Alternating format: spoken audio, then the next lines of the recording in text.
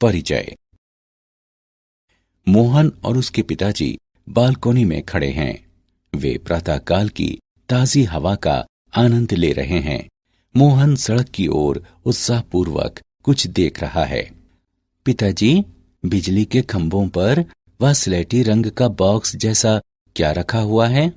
बेटा, वह एक ट्रांसफार्मर है।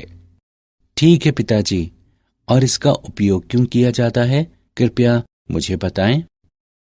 बेटा, इसका उपयोग विद्युत की वोल्टता कम करने के लिए किया जाता है। ऊर्जा केंद्रों पर उत्पादित की जाने वाली विद्युत की वोल्टता कई हजार होती है। ट्रांसफार्मर इस वोल्टता को घरों के लिए 220 वोल्ट तक तथा उद्योगों के लिए 440 वोल्ट तक कम कर देता है। ठीक है पिताजी, और मैं इस बारे में और भी अधिक जानना चाहता हूँ। ट्रांसफार्मरों के बारे में और अधिक जानने के लिए तुम्हें प्रत्यावर्ती धारा के बारे में समझना होगा। तो चलो बच्चों, आज हम प्रत्यावर्ती धारा के विषय में अध्ययन करेंगे। उद्देश्य। इस पाठ के अंत में आप निम्न करने में सक्षम हो जाएंगे। श्रेणीबद्ध एलसीआर परिपथ का विश्लेषण करना, प्रतिबाधा त्रिभुज को निरूपित करना, एलसीआर परिपथ में अनुनाद की व्याख्या करना, एलसीआर परिपथ में अनुनाद की तीक्ष्णता का वर्णन करना, शक्ति गुणांक की गणना करना, एलसी दोलनों का वर्णन करना, ट्रांसफार्मरों को परिभाषित करना, ट्रांसफार्मरों के प्रकारों को समझना, ट्रांसफार्मरों में ऊर्जा क्षय का विवेचन करना।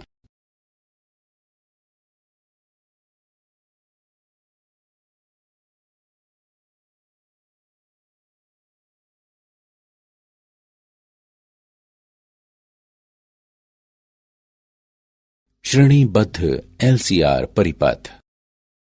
एक परिपथ पर विचार करें जिसमें प्रतिरोध R का एक प्रतिरोधक, प्रेरकत्व L का एक प्रेरक और संधारिता C का एक संधारित्र एक AC स्रोत पर श्रेणी क्रम में संयोजित हैं।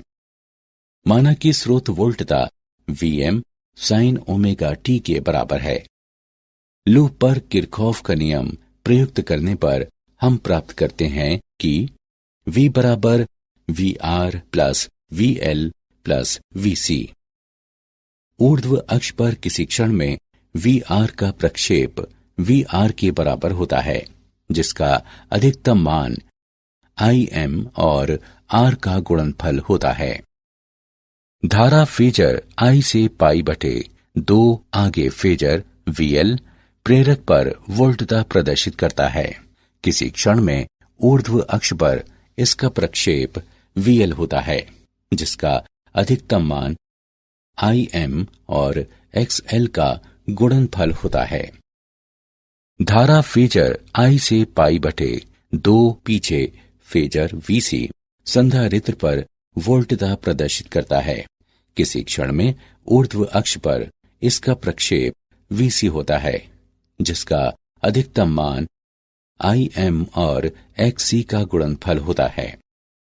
अब हम वोल्टता फेजरों VR, VL और VC को सदिशीय रूप से जोड़ते हुए फेजर V प्राप्त करते हैं, जो परिपथ पर नेट वोल्टता दर्शाता है। V अधिकतम बराबर वर्गमूल VR अधिकतम वर्ग प्लस VC अधिकतम माइनस VL अधिकतम वर्ग। समकोण त्रिभुज नेट वोल्टता तथा कला कोण के अधिकतम मान का समीकरण प्रदान करता है। tan phi बराबर VC अधिकतम माइनस VL अधिकतम बटे VR अधिकतम।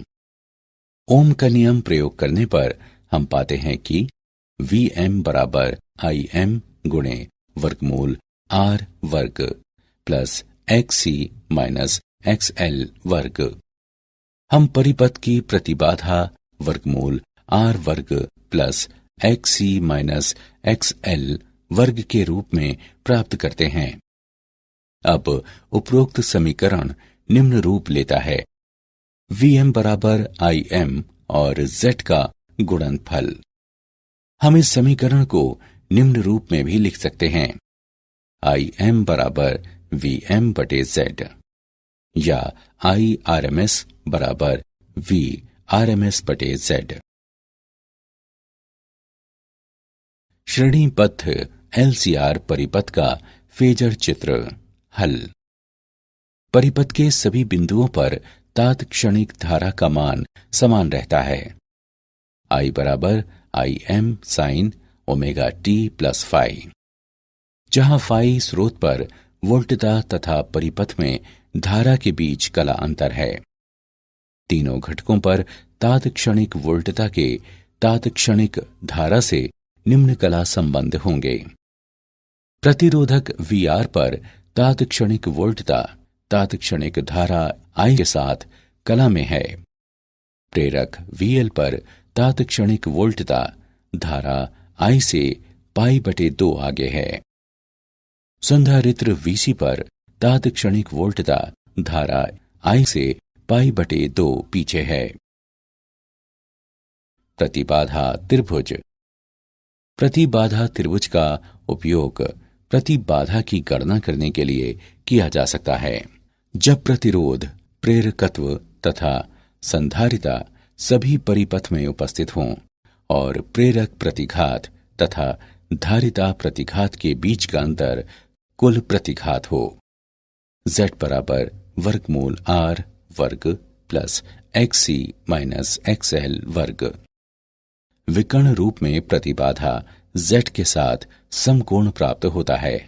राशि XL माइनस XC परिपथ का प्रतिघात कहलाती है, जिसे X से निर्दिष्ट किया जाता है। tan phi बराबर XC माइनस XL बटे R। LCR परिपथ में अनुनाद।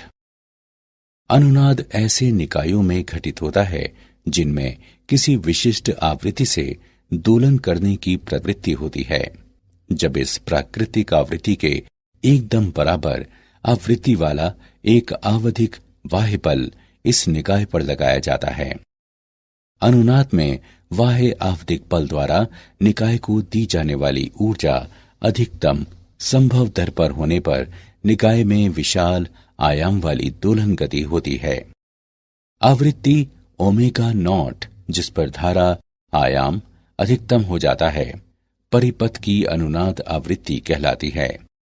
ओमेगा नॉट बराबर 1 बटे वर्गमूल LC होता है। अनुनाद में धारा दोलनों का आयाम पूरी तरह से प्रतिरोध R द्वारा निर्धारित किया जाता है। Im अधिकतम बराबर Vm बटे R होता है। LCR परिपथ में अनुनाद में तात्क्षणिक धारा I तथा वोल्टता V कला में होते हैं। LCR परिपथ में अनुनाद की तीक्ष्णता। वैद्युतिक अनुनाद पर प्रतिरोध का प्रभाव अनुनाद वक्र की तीक्ष्णता को क्षीण करता है। प्रतिरोध जितना ही छोटा होगा, अनुनाद वक्र उतना ही तीक्ष्ण होगा। परिपथ का गुणवत्ता गुणांक Q ओमेगा नॉट L बटे R होता है, या 1 बटे ओमेगा नॉट CR। गुणवत्ता गुणांक का उपयोग अनुनाद शिखरों की तीक्ष्णता को वर्णित करने के लिए किया जाता है।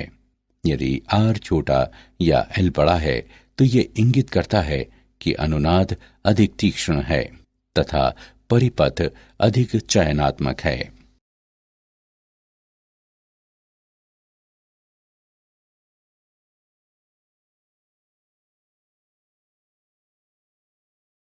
उदाहरण।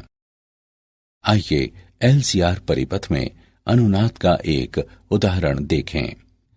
LCR परिपथ की श्रेणी की अनुनाद आवृत्ति और Q गुणांक ज्ञात करें, जहां L बराबर 3 हेनरी, C बराबर 27 माइक्रोफेराड तथा R बराबर 7.4 ओम है। परिपथ की पूर्ण चौड़ाई अधिकतम आधे तक कम करते हुए इसकी तीक्ष्णता गुणांक 2 तक बढ़ाना अपेक्षित है। आइए इसका हल देखें। दिए गए मान हैं L बराबर 3 हेनरी, C बराबर 27 गुणे 10 की घात -6 फैराड, R बराबर 7.4 ओम। हम जानते हैं कि अनुनाद आवृत्ति 1/वर्गमूल LC होती है। अब मानों को रखते हुए हम अनुनाद आवृत्ति 111 रेडियन प्रति सेकंड प्राप्त करते हैं। Q गुणांक बराबर ओमेगा RL बटे R है। अब मानों को रखते हुए हम Q गुणांक 45 प्राप्त करते हैं। चूंकि Q R के व्युत्क्रमानुपाती है, इसलिए Q को दोगुना करने के लिए R को आधा होना चाहिए।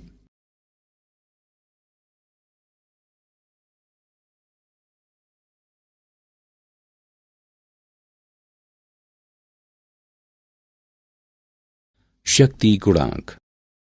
हम जानते हैं कि एक LCR श्रेणी क्रम परिपथ पर प्रयुक्त AC वोल्टता V बराबर Vm साइन ओमेगा t परिपथ में Im sine omega t plus phi धारा चालित करती है। परिपथ में विसरित तात्क्षणिक शक्ति है P बराबर VI। एक पूर्ण चक्र पर शक्ति का समय माध्य Vrms गुणे Irms गुणे cos फाई। हम निष्कर्ष निकाल सकते हैं कि परिपथ में आपूर्ति की गई औसत शक्ति न केवल वोल्टता तथा धारा पर निर्भर होती है, बल्कि उनके बीच के कलाकोण फाई की कोजिया पर भी निर्भर होती है। cos फाई को परिपथ का शक्ति गुणांक भी कहा जाता है। प्रतिबाधा आरेख से हम शक्ति गुणांक को निम्नवत परिभाषित कर सकते हैं। cos फाई बराबर R बटे Z, जो R बटे वर्गमूल R वर्ग प्लस XL माइनस XC वर्ग के बराबर है। अब हम एक पूर्ण चक्र पर शक्ति का माध्य समय आगणित करने के लिए उपरोक्त दोनों समीकरणों का उपयोग करते हैं। P बार बराबर Irms वर्ग तथा R का गुणनफल।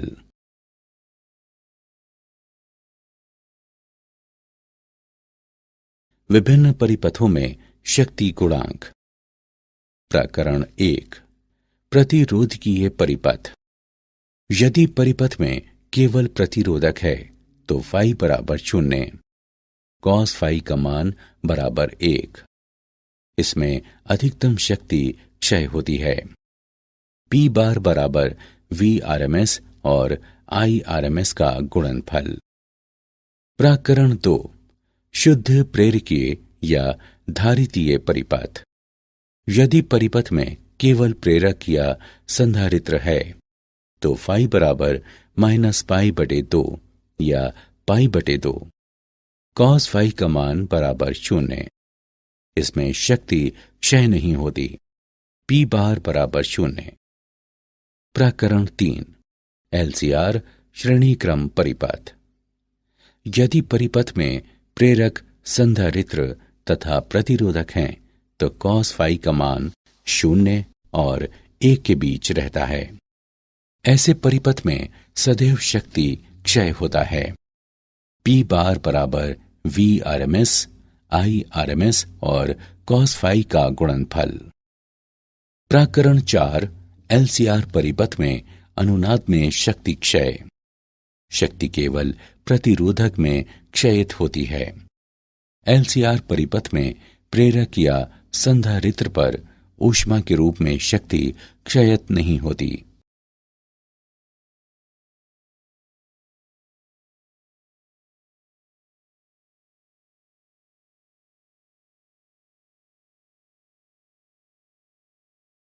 LC दोलन। हम मानते हैं कि आरंभ में LC परिपथ के संधारित्र C पर आवेश Q होता है और प्रेरक में धारा I 0 होती है। उस समय संधारित्र के वैद्युतिक क्षेत्र में संचित ऊर्जा UE होती है तथा प्रेरक में संचित ऊर्जा UB 0 होती है। संधारित्र अब प्रेरक के माध्यम से निरावेशित होना आरंभ हो जाता है। धारा वामावर्त प्रवाहित होनी आरंभ हो जाती है। संधारित्र पर आवेश घटता है, लेकिन प्रेरक के चुंबकीय क्षेत्र में ऊर्जा बढ़ जाती है। ऊर्जा संधारित्र से प्रेरक में स्थानांतरित की जाती है।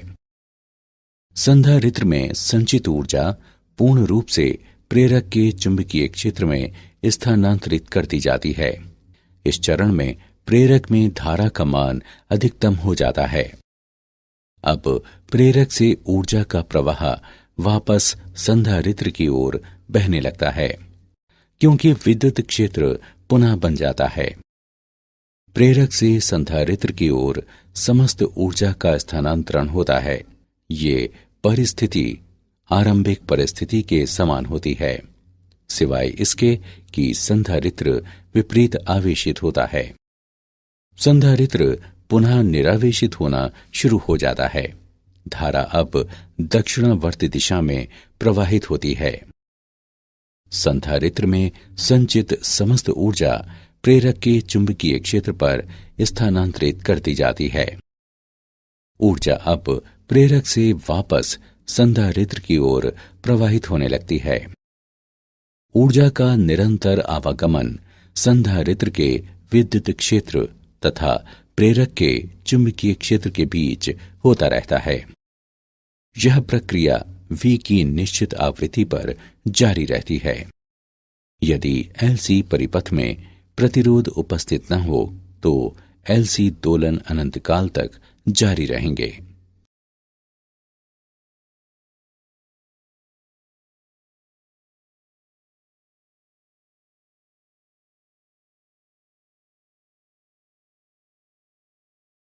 ट्रांसफार्मर। ट्रांसफार्मर ऐसी युक्ति होती है जो AC वोल्टता व धारा का आयाम घटाने या बढ़ाने के लिए उपयोग की जाती है। ट्रांसफार्मर में कोमल लौह क्रोड होती है, जिस पर तारों की दो कुंडलियां लिपटी होती हैं। एक प्राथमिक कुंडली कहलाती है, जिस पर NP लपेटे होते हैं, और दूसरी द्वितीयक कुंडली कहलाती है, जिस पर NS लपेटे होते हैं। प्राथमिक कुंडली AC EMF स्रोत से जुड़ी होती है। द्वितीय कुंडली ट्रांसफार्मर का आउटपुट प्रदान करती है।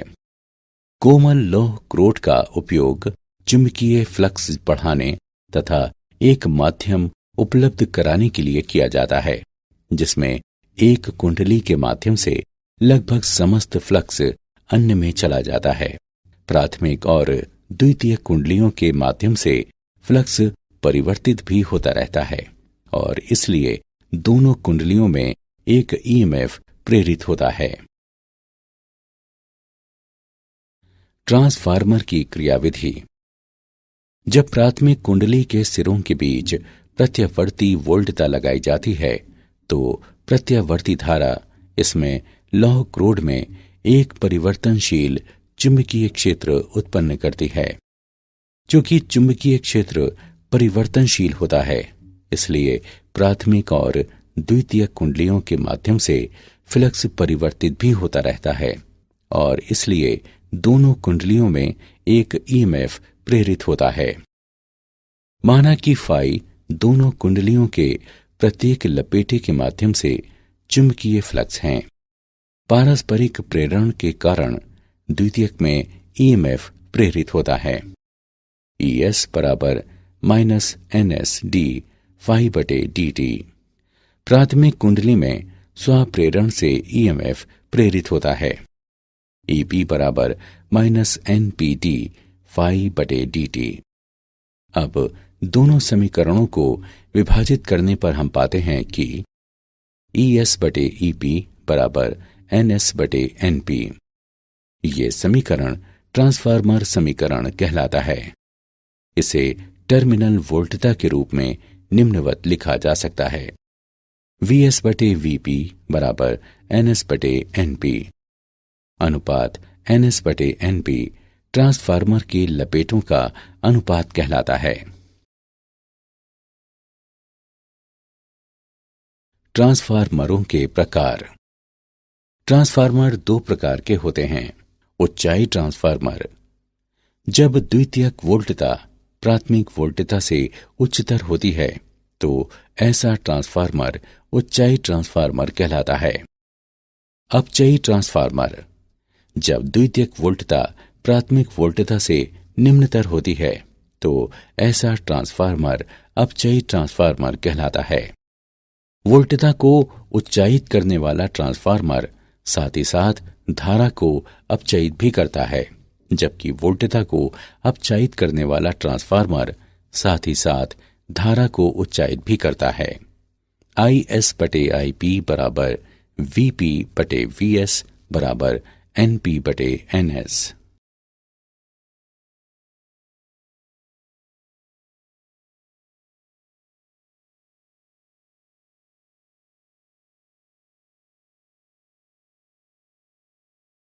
ट्रांसफार्मर के अनुप्रयोग। तारों के माध्यम से विद्युत ऊर्जा का लंबी दूरियों तक संप्रेषण करने से पहले वोल्टता बढ़ाने के लिए इसका उपयोग किया जाता है। ये विद्युत आपूर्ति उद्योग के आधार हैं, जिनके कारण मांग क्षेत्रों से सुदूर स्थित क्षेत्रों में विद्युत उत्पादन संभव हो पाता है। निम्न वोल्टता परिपथों वाले विद्युत उत्पादों के अनुसार उपयुक्त स्तर तक आपूर्ति वोल्टता को कम करने के लिए इनमें ट्रांसफार्मरों का काफी उपयोग किया जाता है। आवर्धकों के स्तर युग्मित करने के लिए और माइक्रोफोन व रिकॉर्ड प्लेयर जैसी युक्तियों को आवर्धकों के इनपुट से मिलान कराने के लिए सिग्नल तथा ऑडियो ट्रांसफार्मरों का उपयोग किया जाता है। ऑडियो ट्रांसफार्मरों के कारण ही टेलीफोन परिपथों में तारों के एकल युग्म में दो तरफा संप्रेषण कराना संभव होता है।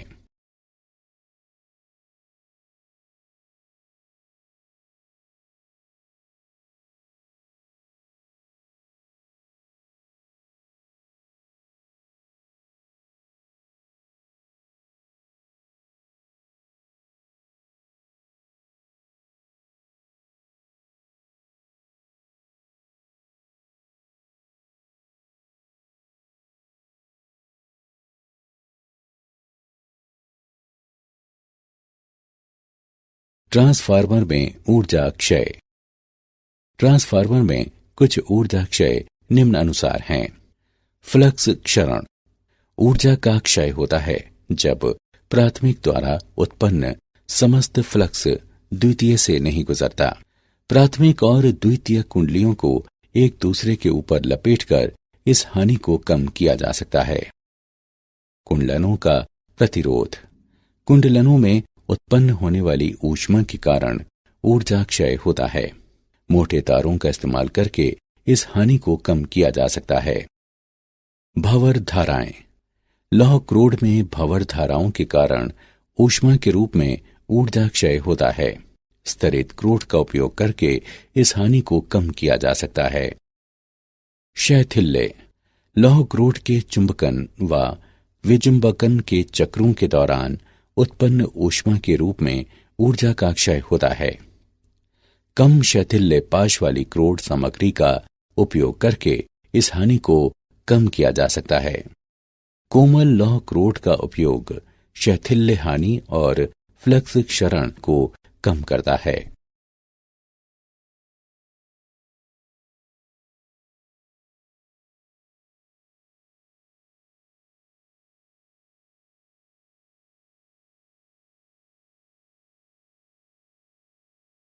क्या आप जानते हैं समानांतर अनुनाद परिपथ का उपयोग रिजेक्टर या फिल्टर परिपथ के रूप में किया जा सकता है। रेडियो ट्रांसमीटरों में ऐसे परिपथ उपयोग किए जाते हैं। सन 1826 में फ्रांसीसी वैज्ञानिक फेलिक्स सावेरी द्वारा ये खोज की गई कि संधारित्र विद्युत दोलन उत्पन्न कर सकता है। रेडियो आवृत्ति ट्रांसफार्मरों को उच्च आवृत्तियों की संकीर्ण परास में दक्षतापूर्वक प्रचालन करने के लिए डिजाइन किया जाता है।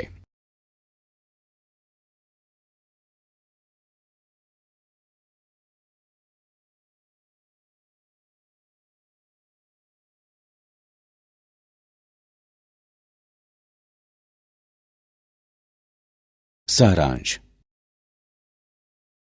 आइए हमने जो कुछ सीखा है उसे संक्षेप में दोहराएं।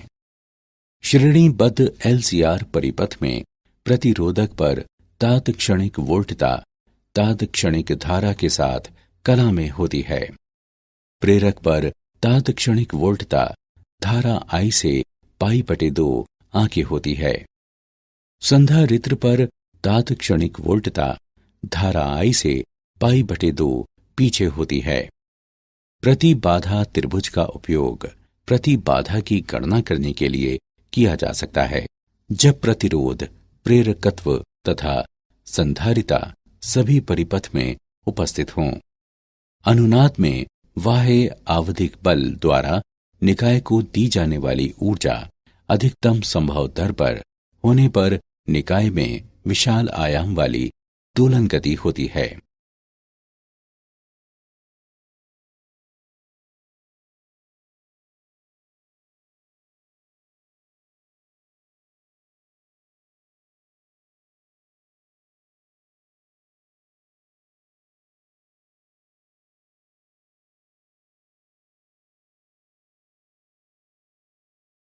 एलसीआर परिपथ में अनुनाद में तात्क्षणिक धारा I तथा वोल्टता V कला में होते हैं।